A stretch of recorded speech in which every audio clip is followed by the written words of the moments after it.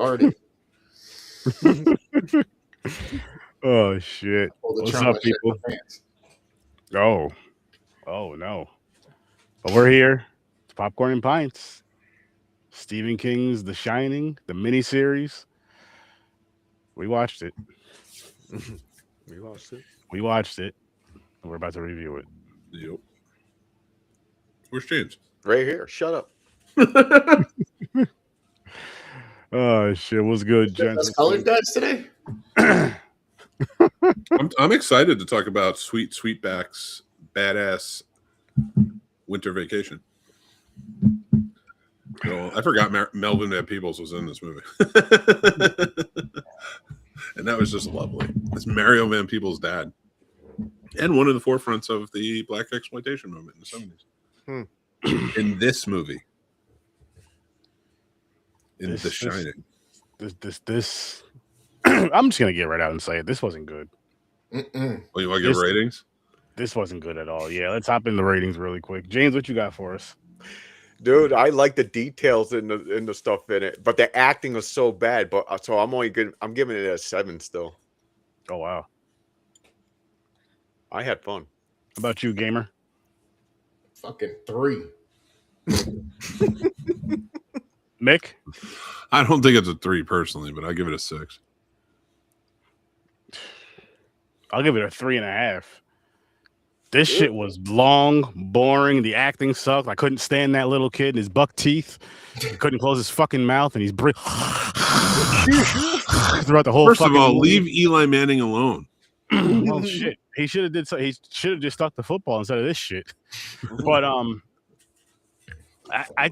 it felt cheap and cheesy. It didn't feel like The Shining to me. Like, especially after watching it last week, and I'm just talking The Shining, not even Dr. Sleep, but especially after watching The Shining last week and all the positives we had for it, even though I said it was over, I gave it a 9, but like how, for example, like the atmosphere, the fear from it, the storytelling, the vibe, the feeling, I got none of that from this. I got a boring TV series that was too fucking long.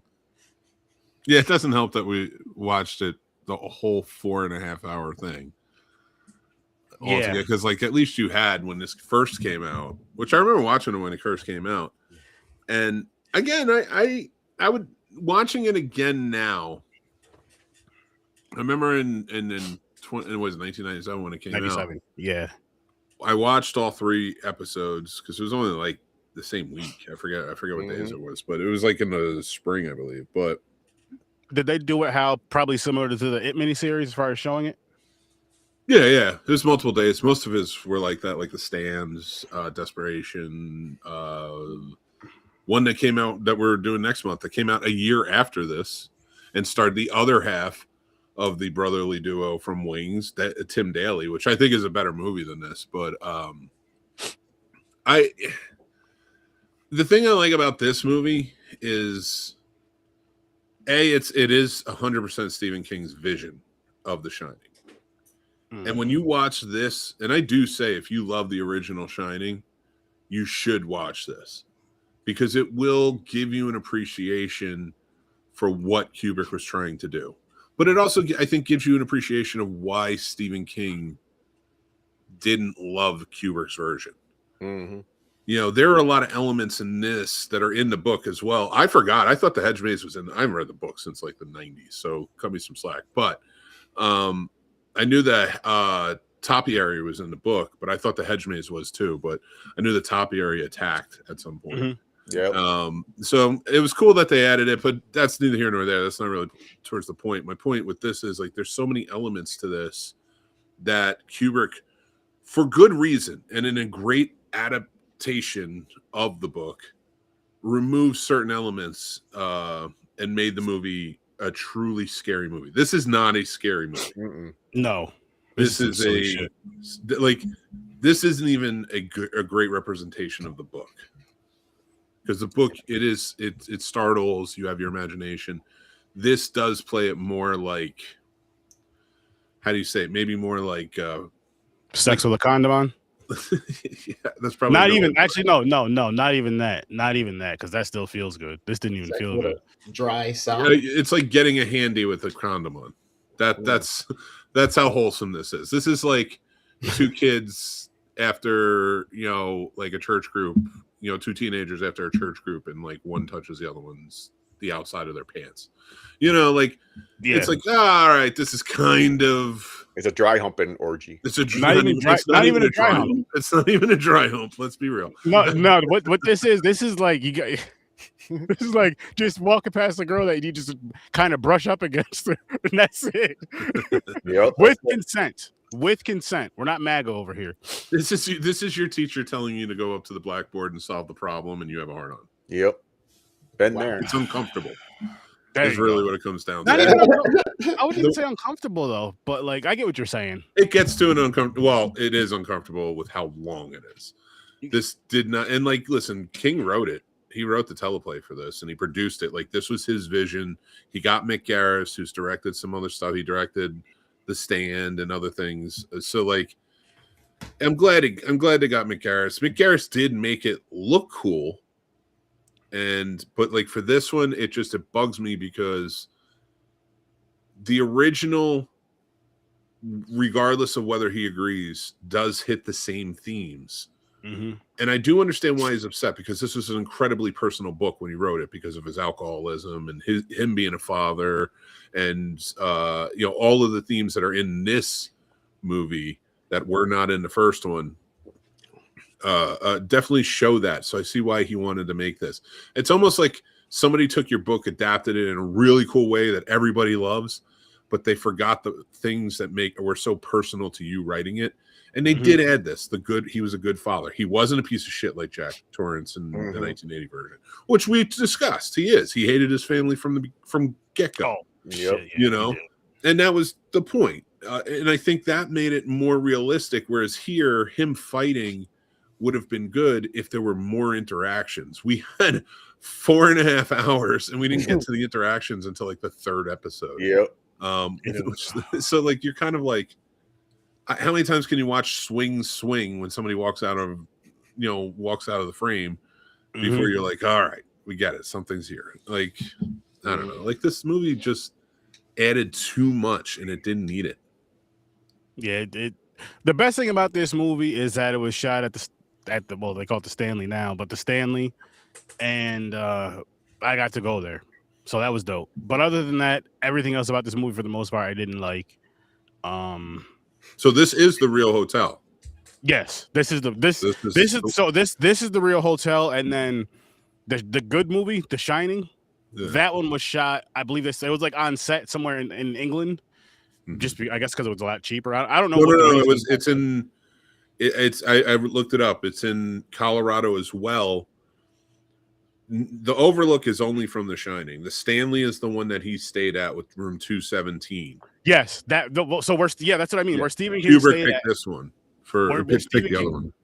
Where Stephen King stayed at is where this miniseries was shot, which is in Colorado, which I got to visit and go on tour, do a little tour thing to do, which I'd love to do it again. And like I said, that's the only way I'll watch The Shining again. Not this bullshit, but the other one is in the Stanley. I know it's not the same one where the movie was shot, but I think you still get the feel. You probably get better feels watching that than watching this. You watch this, be like, oh, cool, I can go down this hall, but I don't want to watch 4 hours of this again. I don't even want to watch 45 minutes of this again. I don't ever want to see this again in my life. Like, stop hating on it. This is 1,000% retired for good. Never watching it again unless I have to for a show. But I don't see us reviewing this again. So just throw it in. This is not worth the late fees. This would have been brought back the same day. Like, yo, my mom grabbed the wrong Shining.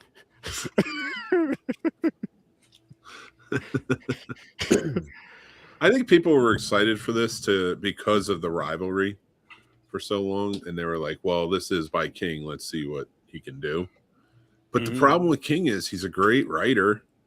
He was a better writer before his accident. I'm going to say that right now. Like, his books since have been good. Like, I like the Mr. Mercedes and a few others, but his stuff was dark. And granted, I know it was substance abuse and things like that going on in his life, but like, they led to some great, terrifying stories that have, when he's not at the helm, can be pretty good on screen. When he's at the helm, It's not so good. Yeah, they showed it, in my opinion. Because Can I tell you why I like this? Yeah, of course. Okay, so listen. Okay, let me do negatives really quick. I hated the acting. Aaron, I agree with you. That kid was annoying. Like, he sounds like fucking give him an inhaler. Sounds like he had asthma. What else? I didn't like. Okay, let's go with the like. Okay, so I like the extra stuff in this. I like them showing the other ghosts and furniture moving and tripping the wife and everything. I thought that part was cool. The lions, like if that was made today with the CGI, it would be awesome. But that was bad. That was so bad. But I didn't hate this. I like the makeup when Jack turns and he's like he has Andy in that corner and he's fighting and his face goes back to normal a little bit, but then turns back into the demon looking. Yeah, the only thing I would say that is a little more realistic is the way she reacts. Yeah, his possibility of alcoholism and his abusive ways. Rebecca De Mornay does a good job in how she reacts and like has like a mistrust, whereas Wendy did a good job. That's why I kind of like Wendy, played by Shelley Duvall. The way she plays it is she probably gets beat too, but they never mention that. You know, and the reason because she never really wants to like set him off. In that movie, it's tiptoeing everything. It's okay, Jack, you know, whatever. But in this movie, she challenges him because she's like, "I've seen what you can do." Yep. Well, I feel like it. I did like that aspect of it. Their dynamic there. Between the two, though, with like you were saying with Shelley Duvall's character, she was more like you were saying, like she was abused. She was scared of him, and this she wasn't scared of him at all. Yeah, no, she was tired of his shit and didn't want him. Like in a sense of like, if we're rebuilding, I want to make sure this is the right move. Now, she did make a lot of stupid decisions for somebody who is willing to push back. Like he was only clean for 5 months. I do like that they added that aspect to it, like Ullman kind of not liking him, like you know, and which is a real aspect of it, but not in the original. Questioning his alcoholism and what comes into play. So there's some solid aspects to this movie. But it's 4.5 hours. Yeah, it's wild. Too long. It's too much in between beautiful imagery and trying to build an atmosphere, but you can't build an atmosphere for 20 minutes straight. Like you just can't. Like that's too much atmosphere. We need more. Yeah. And it wasn't there. Yeah, like I said, you didn't get the I'm trying to think of a word I used last week, but you just didn't get like you got the atmosphere, yes, and they overdone it, but you didn't get like the creepy vibes from this at all. No, I didn't at least. Or like the scary vibes, uncomfortable vibes, like that kind of thing to where it's like, yo, if I stepped in there, I don't know if I'll make it out. This one, I feel like I just walk in there, take a shit in every single room, and then leave when I feel like leaving. Like I didn't feel threatened at all with this atmosphere of this film, with just the way they were telling the story. And because everything took so long, and like you were saying, it was mostly the second or third act is when shit started happening. And I'm just like, and I don't mind a slow burn. I love a slow burn. I mean, we just did Frankenstein last Thursday. Fucking gorgeous movie, slow burn, but everything mattered. Everything worked. I feel like a lot of things did not matter. But The Shining too. Sorry, I don't mean to interrupt, but like The Shining 2 last week, and even Dr. Sleep, slow burns. It did, but they were better slow burns. But that's what I mean. Like, so like it can be done is what I'm saying. Yeah, and yeah. Okay, yeah. I think this personally is something that I've talked about with other writers who, when it transcends into screen, it's tough because they don't want to let shit go. You have to. And that's the problem. You got a 4.5 hour miniseries that you don't need all of it. And you know what, too? Let's just really quick, because we already did this one. Let's compare this to It. Yes, we said that It Chapter 1 and Chapter 2 are better than the miniseries, but that miniseries is at least worth. I probably won't watch it again, but that miniseries is at least worth watching. And it's talked about amongst, I'll say, Stephen King fans and horror fans. I've never, and I'm not saying I've been in every single conversation. So I'm sure there's people that are fans of this and that'll talk about it. But just as a whole, I've never heard people talk about this one right here in conversation at all, besides us right now. Like, I've never heard people talk about this in conversation at all. bring it up, being on social media, seeing I've never seen people talking about. I'm gonna, we're all a bunch of groups and all this other shit. I may have missed it, but I'm just saying, like, even with going back to the miniseries, like, people still talk about Tim Curry versus Skarsgård as far as who played the better. You don't get that with this. You don't get that with this a lot, and that sucks. Like, I wish this was really good, even if it had to be 3 or 4 hours. I wish it was really good and just like at least on par with. And I'll say it's tough to say that though. I was gonna say at least on par with the It miniseries, but we have different feelings about that now. But yeah, but the It miniseries was one of the best of the miniseries. Okay, so like I would still say this is better than some of the other miniseries. Like this is better than Night Flyers. This is better than Langoliers. This is better than Tommy Knockers. This is better than and for all of its flaws, it like the parts that hit, they do a good job. Yeah, it is a little overacted. Like, I mean, you got to compare that to TV, and I think you got to compare it to other miniseries or stuff of that nature. You can't compare. I think taking any movie and comparing it to a Kubrick film is a little much. That's honestly a masterpiece filmmaker. It's more so of, I mean, yes, kind of comparing the movies, but more so of just like, again, the way the story was told, and this just didn't feel like The Shining to me at all. Again, besides it being in the Stanley, in the hotel that it's at, and the title, it did not feel like The Shining to me. I know they had the same names, but there's no way Stephen King isn't hearing this and being like, "Fuck this guy." Listen, I'm gonna say this right now to you, Stephen King. Don't do it. No. This felt like Disney was in control of it, and it's like the Haunted Mansion. Kind of was. It was an ABC show, and Disney owns ABC. There you go. It had to be family friendly. I get that. Yeah. I will say this: they had some very cool elements to it. There's one scene where what's his name, Horace, is behind the bar, and his face is like sort of made to look ghoulish, like with the white. But they did an effect with the lighting. Like I thought it was CGI, it was like but it wasn't. green. It wasn't actually visual effects. It was makeup effects and the lighting they did that I thought was really well done. And there were some other things that happened, like for a TV movie, where I'm like, this was some good effects. Like I like this. Back to the makeup and lighting thing, real quick, Mick. Is that similar to what you were talking about on your show a couple of weeks ago with?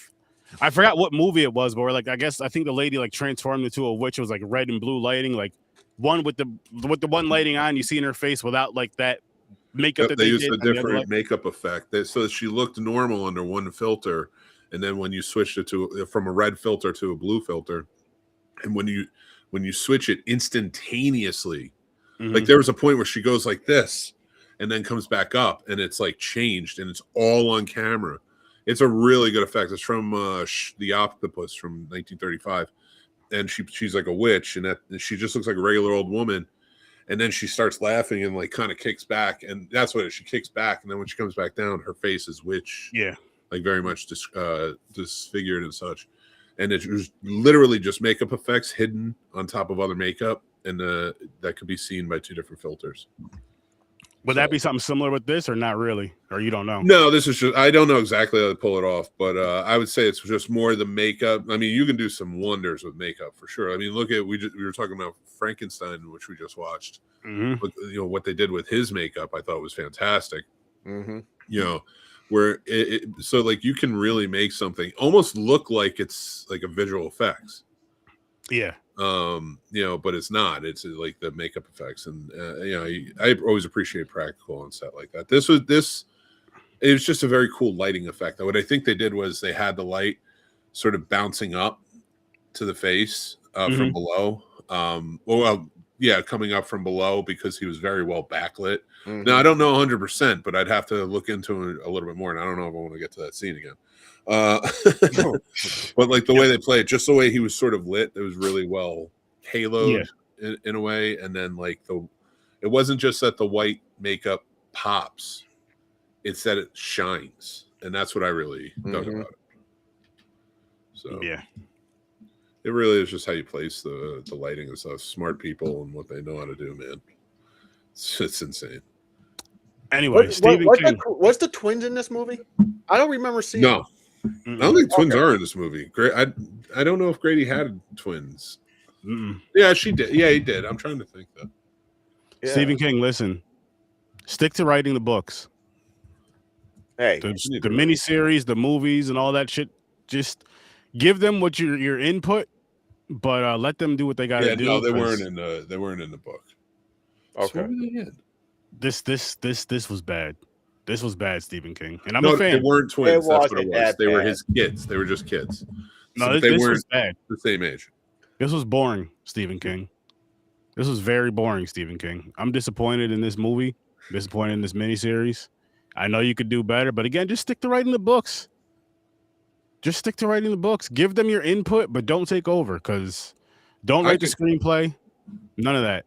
I could argue you could cut this down to maybe 2.5 hours, and you could have a pretty good movie. I feel like to do that, you have to recast it for one. Oh, the acting is bad. Yeah, I didn't like the acting. You'd I have to didn't think they rewrite. were bad. I thought it was very soap opera-ish for a miniseries, for a 90s miniseries. And I don't like the kid. Is that kid? Did he grow up to be anything, or is this like one hit wonder? I hope so. Let's put it that way. I don't think he's in acting anymore. I think he got out of it, but he was kind of like a mainstay for a while back in the day. Looks like he got out of acting in the early 2000s. Oh, okay. So he didn't make it out of childhood, I guess. In an acting way. Hopefully he's good. Made it out of childhood. He's all good, grown up. Has family of his own. There you go. Or not, whatever he wants. Yes. Oh, by the way, the clothes they were wearing, 100% 90s. Yeah. No. I don't know if this movie took place in the 90s. It looked like the little kid Andy's shit looks like a fucking 90s fucking outfit that a teenager would wear. How about Tony in this one, huh? That was closer to the book. Oh, Tony! I was like, wait a minute, is that his like a version of his father? At first, I was like, I'm looking. I had to put my glasses on because I'm going blind. I was like, oh, okay, never mind. You picked up on it that it was him, right? What? So at the end when he graduates. Oh yeah, that was him in the future, Tony. That Tony, the actor in the book, like I don't think you could see his face. Oh shit! Like I don't think he can make it out. I don't even know if it's conveyed. Again, I don't remember every little detail. I don't know how some of these fucking creators do it. Like where it's like, well, in the book, it's like I haven't read that in 30 years. How the fuck do you remember every little thing? Exactly. Like there's a lot of stuff that happened in this movie because I haven't seen this since 1997. Yeah. And I think this is the thing that kind of propelled me to read the book. Is to see if it matched up well, because it did not match up to 1988 whatsoever. At all. So like reading that, like it's around the same time. So like watching this was kind of like a good refresher on some things. But yeah, no, legit, it does not hold up. Not like Kubrick's does. Sorry, bud. Sorry, Listen, meaning Stephen King. Yes, Steven, we're sorry. I'm not sorry. I have nothing to apologize for. You should be apologizing to us for this bullshit. No, we don't need to apologize to us. 4.5 hours. It is long. Yeah, Aaron, bring my score to 6.5. There was more negatives than positives, I was thinking. So I think it was supposed to take place in like the mid 70s. That didn't look like 70s clothes. That looked like he had like 90s jeans on. He had some Levi's or whatever, fucking Wrangler. I don't know what he was wearing. There's budgets on movie sets, dude. Especially TV movies. He wasn't wearing Jankos around. Calm down.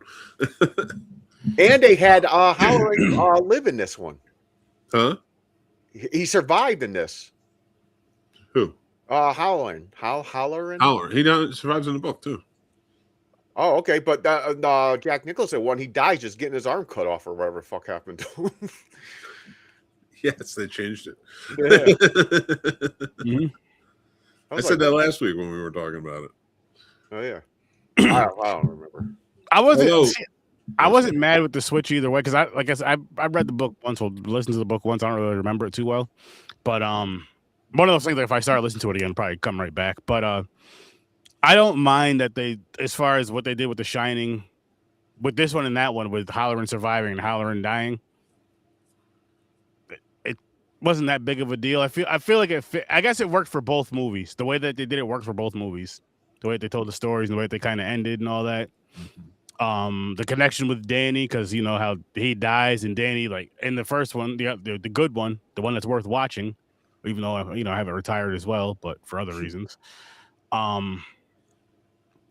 When Halloran dies in that, and Danny was hiding like in the fucking, he was hiding in something, but it was like down the hall, and like he felt it. He felt it. And in this, of course, like I said, he survived, so it was different. But he was calling him up there the whole time too. Like at a certain point in the movie, he just kept calling him. Like this dude was out here trying to eat some dinner and get some, and this little cock blocker, Halloran, help! I got daddy issues. Wow, Cameron, and I'll give him that. Yeah, he did. He definitely did. This is a good indicator too of like why Kubrick's is so much better. Is because could you imagine Dr. Sleep being a follow-up to this? Oh my god. Jesus. Yeah. No. Like even Mike Flanagan had to be like, we gotta go off some stuff. On top of that, to say that too, like The Shining came out in the 80s. Dr. Sleep came out in 2019, and it was just like butter going all the way across the warm piece of toast. The way that it just spread over here. And then with this, if they had a Dr. Sleep, it would have been like crunchy peanut butter going over really soft bread that's just going to rip all the way across and piss you off. So, did you recognize the gas station attendant who rents Halloran the thing? Mr. Sam Raimi. There's a lot of people in this movie that I thought it was cool. Oh, shit. Yep. Yeah. Sam Raimi. Shawnee Smith played a waitress in it. There's a few different people in this. Let's see if I can find somebody else. Pat Hingle, remember him? He was the original Commissioner Gordon on the Batman '89. He was the guy who's showing him how to work the shit. Oh shit! Yeah, there's a lot of people in this movie. Oh, Stephen King. Yeah, the preacher in it. I mean, Elliot Gould we saw. Yeah, we got a few people, and like I said, Melvin Van Peebles being in it was just funny to see. Yeah, you have all those people in it, but the movie it was just bad, man. Unfortunately, which you know what, it was bound to happen. I mean, it happened on Horror with Sturd-O-Vision. We hit a stinker a week and a half ago with Until Dark, and we did it here with this one. We're gonna get back to some good shit though. That's how bad it is. Listen, I enjoyed this I used to love these miniseries when they came out in the 90s. Yeah, I mean, for this time it was fun. Yeah, but yeah, it is bad. You know what it is though, like maybe just because I don't know. Actually, I kind of do. I don't think I would have liked it back then either, but maybe I would have liked it a little bit more back if I would have seen it back in the day versus now. But seeing it, like, this is my first time watching it now, and it just wasn't good. And then again, I can't really say that though, because there were movies and show whatever I've watched from the past, from 90s and back or whatever, that I've seen that are older and I've watched. I'm just like, yo, this is fucking awesome. As far as first time watches around my adulthood age, and this just unfortunately too, because I really, really wanted to like this. And I knew, I mean, at the same time, Stephen King has a lot of adaptations out there. We're doing 2 years worth, so there's obviously gonna be some shit that's gonna be like, this doesn't take the cake. I'm actually gonna move my score down to a 2. Damn. Yeah, this just really bothered me. This just really, again, because like I said, how important it was for these stories, for the acting. It has to be on par. It has to be boom. It can't be way down here with a decent. I don't even feel like the story. I don't feel like it was written well. The story was told well. I know it's more towards the book, but they did a bad job at putting it on film, putting it on screen, putting it on our TV screens, whatever you want to call it. They did a really bad job at that. And then you throw in the acting, and it's just like, oh man, it's like a roller coaster of bullshit, in my opinion. Again, my favorite part of this movie, the only reason I'm giving it a 2, the Stanley. Mm. That's it. That's really it for me. Everything else I really didn't care about. I really did not care about for this. I'm just like, I just got to watch it for the show. Like it felt like, and that's bad. I hate when I'm watching something and it feels like more of a chore than a joy. And this felt like a long chore. Like, yo, listen, you got to do the dishes and go right outside, do the yard, then go right out front, do the front yard, then go inside and do the laundry, and then fucking just do a bunch of shit that's gonna take 4 hours. Whatever it is, it's gonna take 4 hours that you don't want to do that day. That's what this was. That's exactly what this was for me. So much hate. 4.5 hours, and I did this over 2 days. I watched 2 hours yesterday, or 2.5 yesterday, and 2 today, and it just dragged. It really dragged, like your dog dragging their asshole on the floor when they got to go out. Listen, I don't think that you fully appreciate that this is a movie that needs to be enjoyed all the way through at once. I watched it. I did do that. I'm kidding. They did it the first time it came out. It was three night event, dude. Yeah. The fact that they leave the credits in each chapter. Yeah. Yo. And you're like, as soon as the credits roll, and you like, it deflates you the first time the credits roll, and you're like, I still have 3.5 hours of this movie. Like, I still have so much more time left. So what was funny is like because I forgot how long it was watching it yesterday. So after the first 2 hours go, right, I'm like, oh shit. I'm like, this is done. And then you see it coming back on again. And I'm like, what the fuck? You know what it made me think of?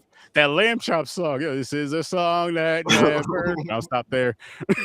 There were some moments where I'm kind of like, fuck, do something. Mm-hmm. Do something. When he was gosh. playing in the snow at one point, and like everything's it's supposed to be tense because everything's sort of moving in on him with the animals.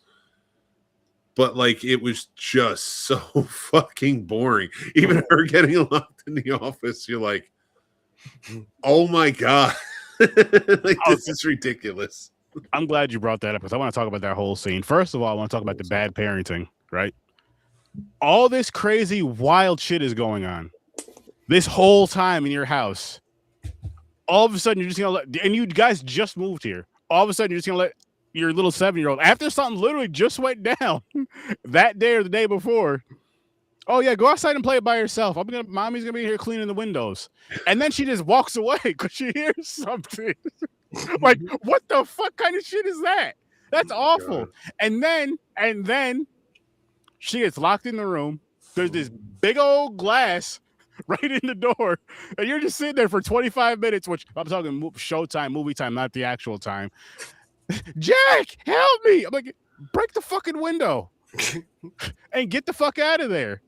And then she does that. The door opens and she runs out. Somehow it trips over the ball. I'm like, what the fuck are you doing? The ball is right there. You have all this room in the hall to run, but you decide to just step on the ball and fall. That's stupid. Like, what in the actual fuck? Dude, there was a point later, like 3 hours later, where I forget what she was seeing, because she was like, she does her own stunts, guys. She also climbed in an elevator.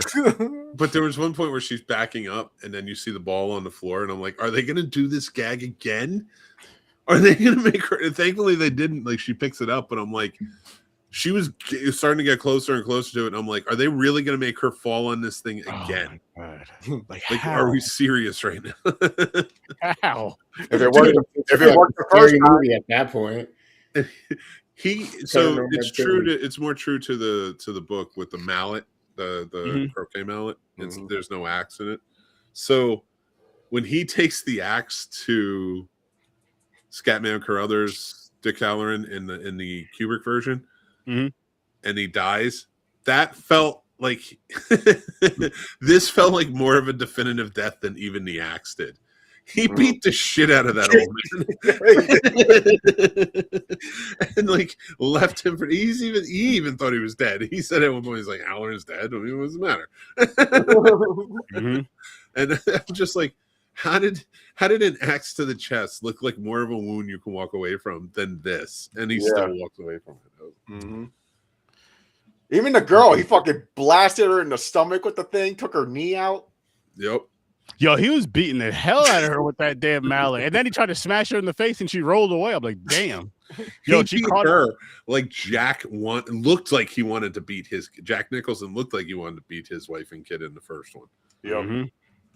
This one, he was always trying to fight with it, but then at one point, it's like, guess you got that, and oh my god. And if it wasn't so cerebral because it hits, because I've heard it, but the time to take your medicine, Mm-hmm. he kept saying it too much. I'm like, Jesus. I was like, Every single time. King heard that too much as a kid or something. Like that's like one of his triggers. Yeah. Oh, when she cracked him over the head with the Jack Daniels bottle, that shit was kind of funny. I was like, oh my god. He scared me a little bit too because he kept quoting his dad, who was played by Miguel Ferrer, who I like the voice, who was a Night Flyer and a few other things. So he's Stephen King royalty, and a great actor.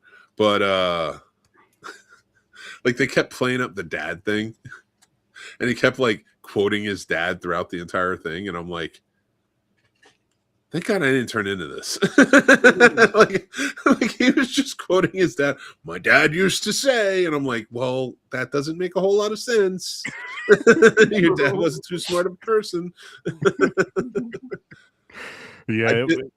Oh, sorry. No, I'm just. Oh man, I didn't like this. I did like that they made him an actual good writer, though. Like he could write. Like he knew. Like he.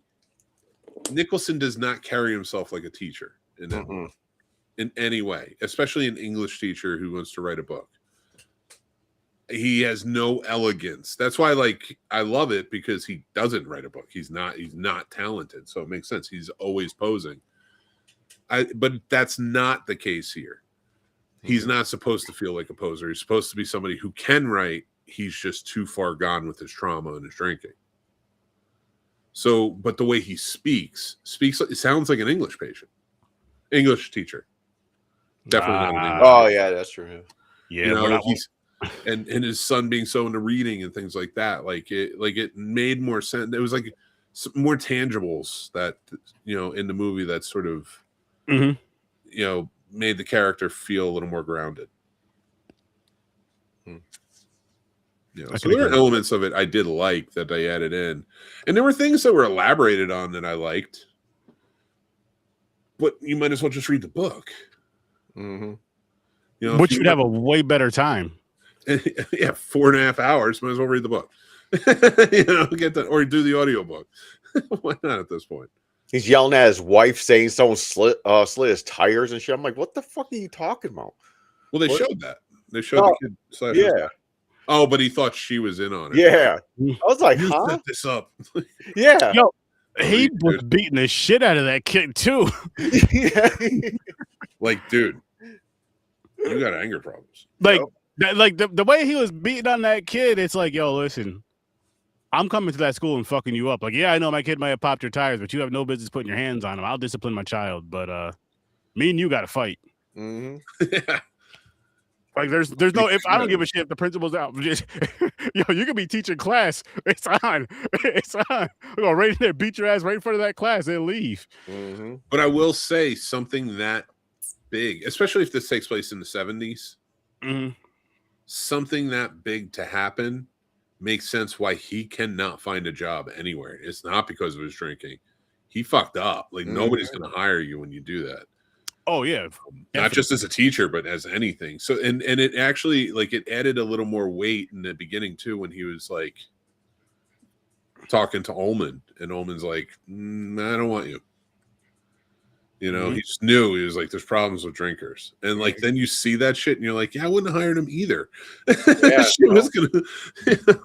I don't want to stay in a fucking hotel with my family by myself, trapped in snow for 7 months. Yeah. I mean, minus the whole haunting shit, it wouldn't be a bad gig if it pays good. Like, yo, I'm gonna be here in this whole hotel. We just got to keep it going for the winter, whatever. Got enough supplies. I don't mind heights, but it doesn't pay well enough for me to go and reshingle the fucking roof. Yeah, but, like, Which, by the way, was the only real thing that happened in that first episode.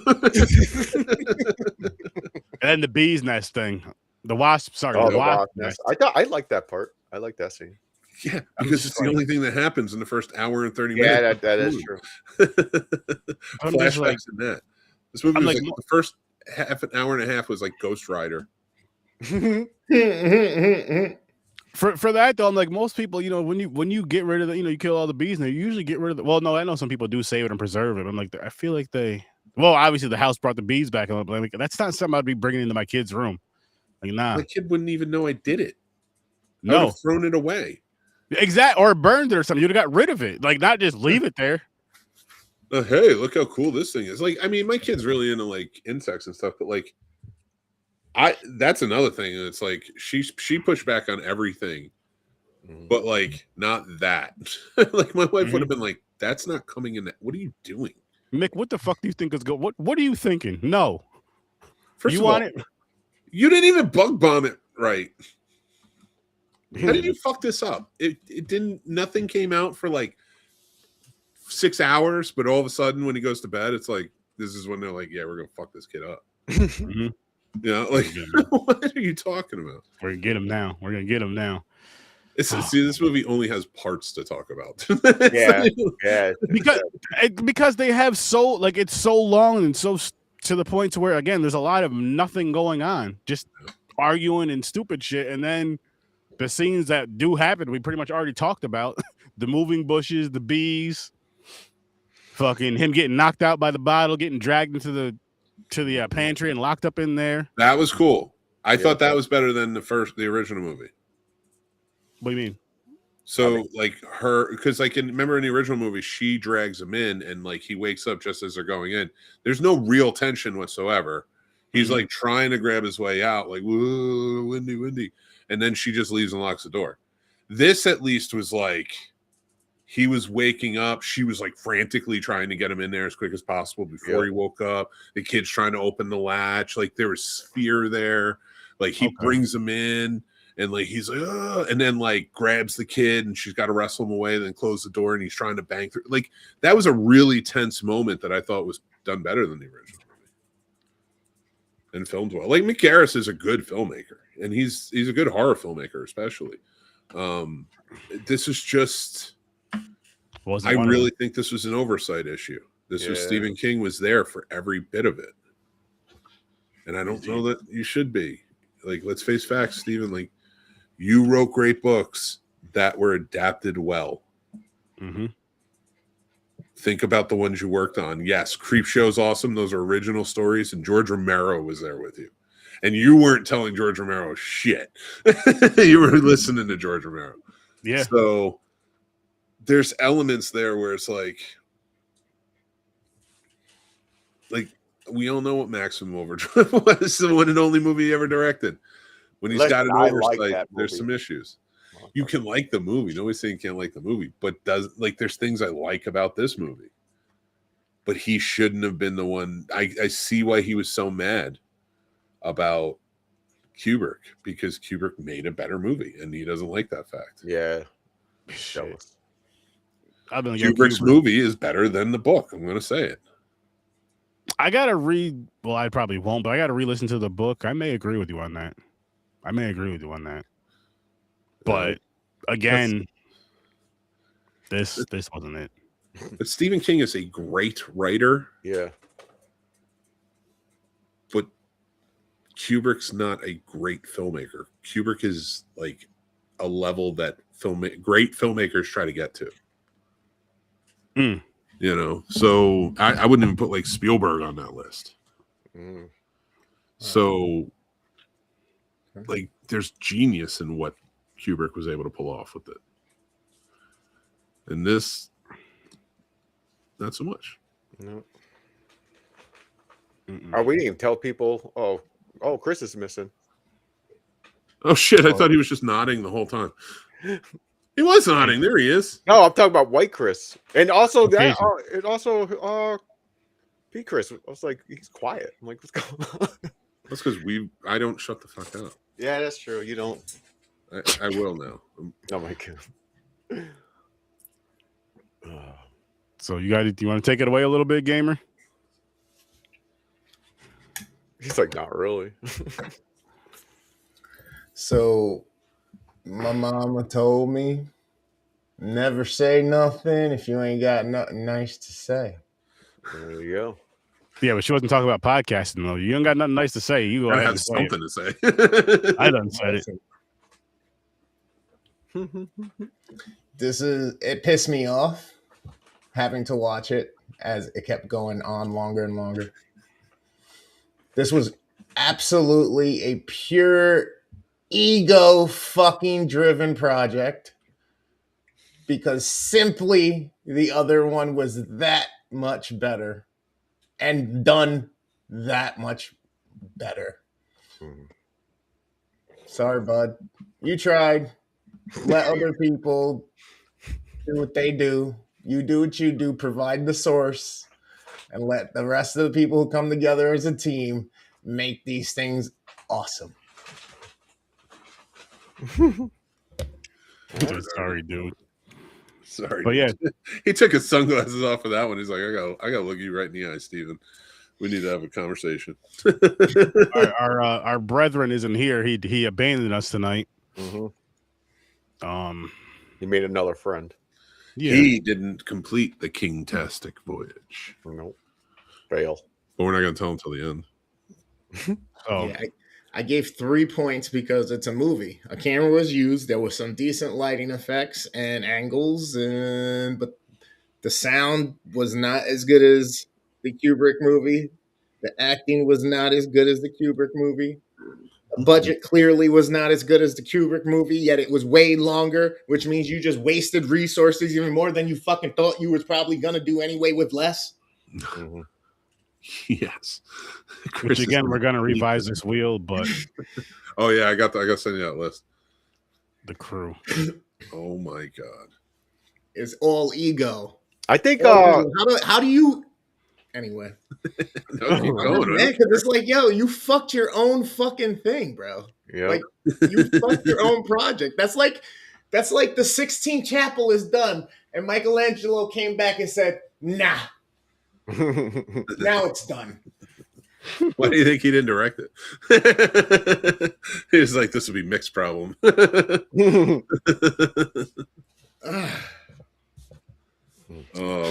Mike Flanagan came in and set it straight. Married Sorry, to Flanagan. You did your best. Well, no, Mike Flanagan did Dr. Sleep. Oh, okay, yeah.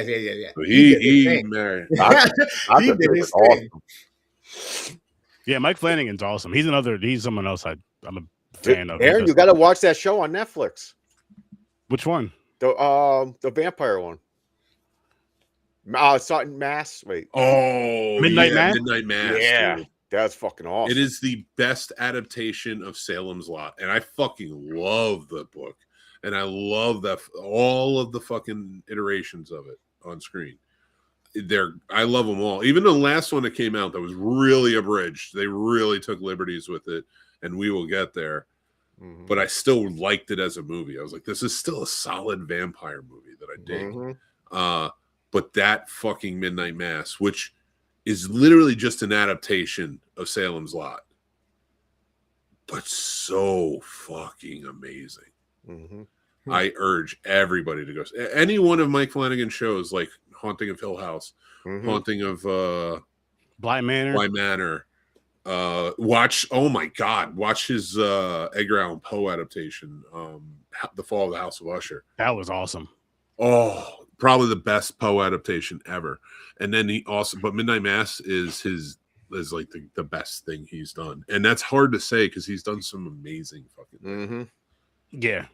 And what's good about those is they're all like 8 to 10 episosodes. I believe 8 episodes, but like you'll be glued. You won't for Midnight Mass. You won't get off. Like you will want to finish it. I'll say I can't remember. I don't think I watched Midnight Mass, but I know I watched the rest of them. And everything that I've watched of those from the Netflix stuff, I'm just like, yo, this is good. This is good. This is the guy that stepped in the beginning of his career to direct Ouija 2. And it was a great fucking version. It was better than the first one. Damn. Because Flanagan just has it, man. And he did Hush, That's his wife in Hush too. She's in Midnight Mass and all those other ones. Yeah, too. she's in a lot of his. He actually uses a lot of the same cast and a lot of the stuff that he uses. Yeah. And I do like that he does that, because it's one of those things where they're comfortable with each other, they know each other, and they think they can bring out certain things from each other that maybe others can't. And the whole Rob Zombie thing of using his wife all the time, I get it with Mike Flanagan, because his wife is actually a really good actor. Yeah, but he doesn't overuse her in a way that's like Rob Zombie. She's the star. Yeah, no, not at all. Like, but she shows up, like she was like in Hush. She's the main character. So anybody who hasn't seen Hush, she's a deaf character who lives in like a nice house cabin in the woods. It's not weird. Like it's just like a countryside, and a masked killer is coming to kill her, but she's deaf. So, and she's mute. So like she can't. Like she has to survive, and it's so well done for a slasher film. Oh, it's awesome. It is awesome. But Midnight Mass, yeah, she plays like the main. I don't even know if she plays like the main, but like the reason he does this because he puts his wife in everything. She's a good actor. She's a much better actor than Sherry Moon Zombie, and the reason I say that is because what we're talking about, the connection between that. But she was in the Life of Chuck, but she was like a small role. She wasn't one of the main roles that you're seeing throughout the entire thing. So it's not forced down your throat. He finds the right role. Mm-hmm. He definitely does. He definitely does. And I respect that. And I appreciate that. And I wish he was the one that did this shit. Because it would have been so much better. Like we would have been talking about how well, like, this was so freaking phenomenally done that wow, and all this. Pretty much what we said about Dr. Sleep. I would love to see him. He's remaking The Mist. Why not do another Shining? Just kind of like give him and Andy Muschietti, the one who's doing It, Welcome to Derry, and did the It movies. Give them the reins. Like, let them connect with like the one who did The Longest Walk. Start collecting up these filmmakers who are like Edgar Wright just did The Running Man, which I thought he did a fun job with it. A lot of people bitched about it, but I thought it was good. Mm-hmm. Like all of these different things, like, and start creating that world. Make sure, like, I don't know, I just feel like you could do it. And right now every fucking company is becoming one anyway. Yeah. So you could pull it off. You have fucking the Avengers versus the Shining staying at the Overlook at some point. I wouldn't be mad at that though, Mick, what you're saying about the guy who did the person who did The Longest Walk. And then Andy Muschietti and Mike Flanagan, like those, even if it was just those three being the ones that were just like, okay, we're going to take. Stephen King is like, listen, I want you guys to take over the adaptations, make the connections and all that. I want you guys to work together. This, that, and the third. Andy Muschietti, it is yours, but it is still your, like, you know what I mean? Just because you did Welcome to Derry and Chapter 1 and Chapter 2, and so on and so forth with the other guys, and just kind of see where that can go. And my goodness, like, it's kind of fun. Oh, wait, did he direct this? I looked up the Salem's Lot movie that came out in 2024 because of what you're saying. Because it was Gary Doberman directed that, and I guess he only directed two other things. He directed Salem's Lot and Annabelle Comes Home. Yeah, have him jump in there because, like, again, like his Salem's Lot was fucked over. It wasn't his fault, and he still put a pretty good movie together, a vampire movie. Mm-hmm. So that would be. I don't know. Now I'm like into this because I want the Dark Tower, but I want it to be connected to everything. Yep, it'd be so interesting. Yeah, I'm good. Oh no, you don't think you'd be into those though if like Flanagan did them and stuff? Oh no, if that, yeah, but with this one, not this. I am completely done. No, we're on now. We moved on. Like I can't. Like, it was such a waste of fucking time. It was so boring, so fluff. Well, next month's is another miniseries, but I like it. I think it's pretty good. Is it the one with the psychic girl? Mm-mm. Storm of the Century. Oh, that's right, Storm of the Century. Okay. It's actually not a book or adapted from a book. Stephen King just wrote an original screenplay. Oh wow. So does it have anything to do with the whole universe? It's still connected. Yeah, like Linoge from Storm of the Century has been compared to like Randall Flagg, maybe a Dandello, Gaunt. I've heard him compared to from Needful Things. I'm trying not to give too much away if you haven't seen it, about who he is. But like when I say compared to, you'll understand when you see what's happening with it. But, and we're going to see a lot of all the others anyway, so like you'll catch up on those too. But and that's what I like about watching that actually next, is because when we get to Needful Things or some of these other ones, you're going to be like, oh shit, like I'm going to really enjoy connecting the yarn dots on this, and seeing how they all connect. Yeah, a lot of these are first time watches for me, and I never read the book, so that's why I'm really excited to go through it. But when you hit one like this, you're like, man. Oh yeah, it's a mini series. It's not a movie, guys. But still, I mean, again, going back to it was better than this. It was better than this. Well, that means they had more opportunity to get it right. It was a miniseries. They had more time. I think this could have been an effective mini. See, I don't agree with the acting being bad. I think it's a little over the top, but it like maybe because I'm older and I watched a lot of these miniseries, because not just these miniseries were every fucking week. Yep. And a lot of people like, but you guys were big horror guys, but I watched all the miniseries because I like movies. So like, whether it be action or drama or whatever, and the acting was always sort of similar. So this really still feels in line with those ABC miniseries you used to see back in the day, and the acting and how they kind of interact with each other. Yeah. But so it doesn't bother me as much. I like Steven Weber. Rebecca De Mornay was good. Fucking Melvin Van Peebles, man, that gets a point for me. And I don't mind that it was a little over the top because I knew what I was getting. Like, it's not a true horror movie, but like, it's a TV movie horror movie. It's basically Curse of the Swamp Creature, in a way. But I think we would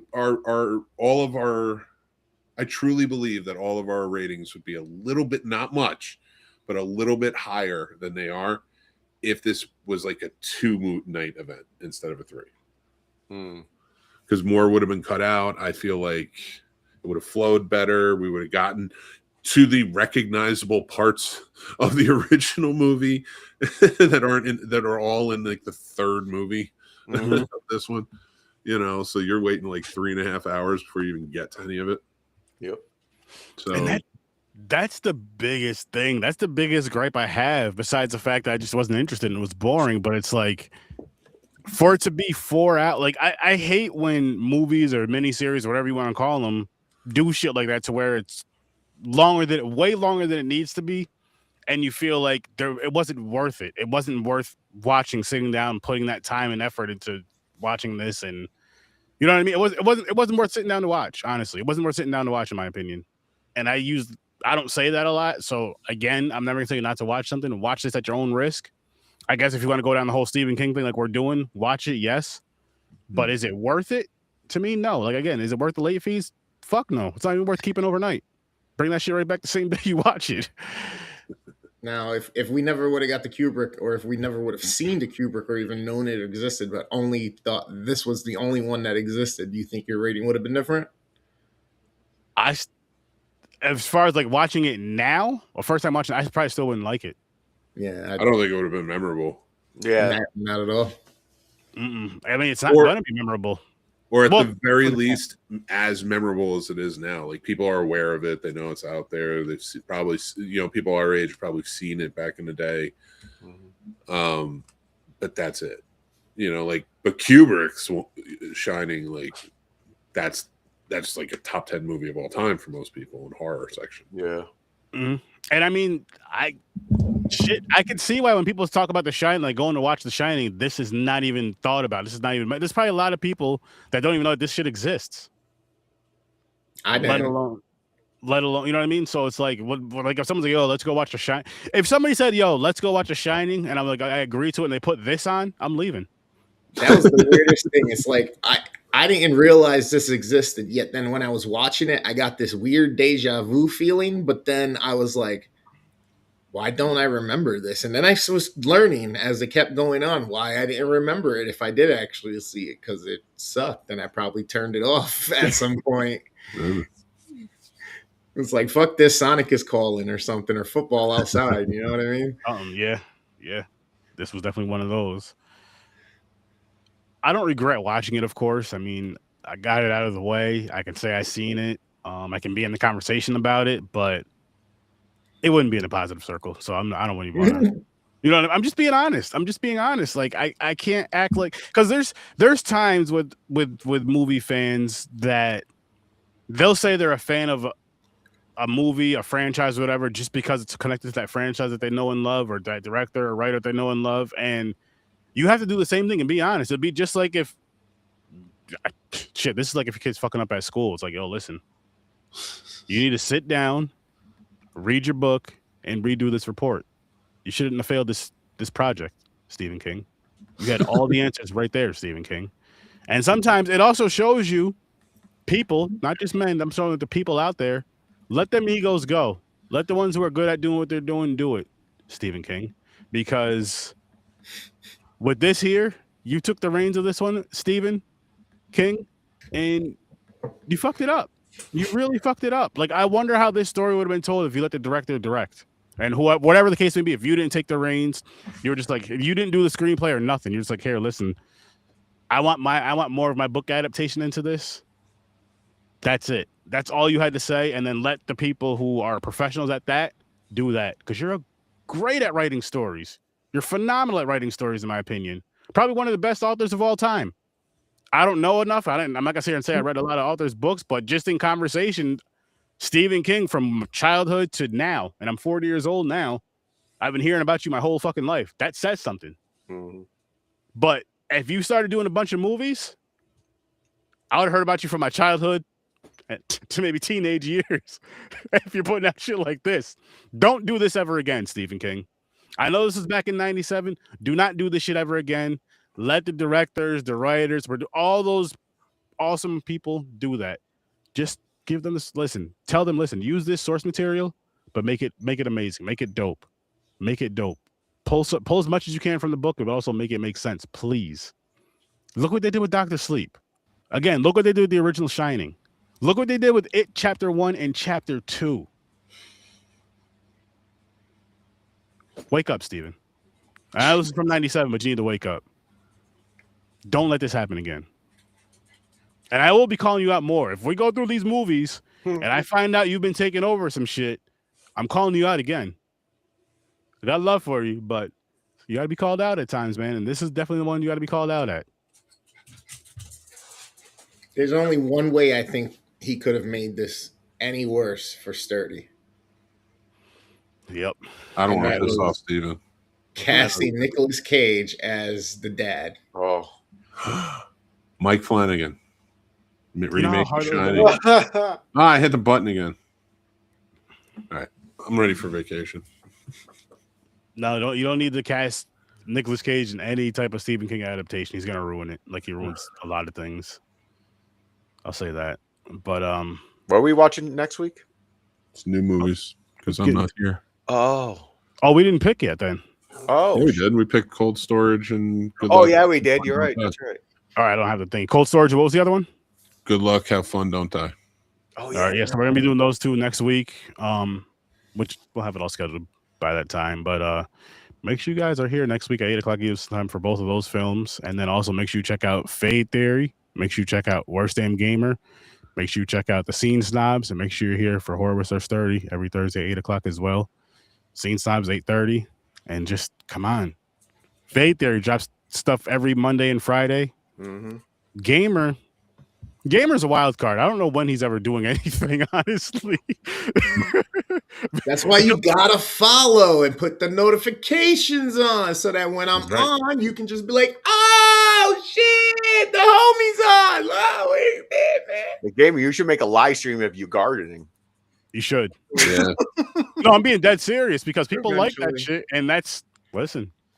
I definitely would have rather have been mowing the lawn, that's for sure, than watching this fucking heap of trash and mulch. I could never say that. I'd rather watch this trash and go mow the lawn. I'd go stick my face in my compost. I'm a lazy person. I'm well, not the compost part, but I'd rather be mowing the lawn than watching this as well, because this was just. Mm-mm. But you know what, people? We're going to get on out of here. We hope to see you next week. I hope you have a great night, great weekend. Enjoy your time. I hope you enjoyed the ride. And let us know in the comments if you watch this movie, this miniseries, how you feel about it. Whether you love it or hate it, don't let us, don't let what we say affect how you feel ever about movies and shows that you watch and love. Because, we're just some cool critics that just talk movies. With that said, we're going to get out of here. Thanks for popping by, and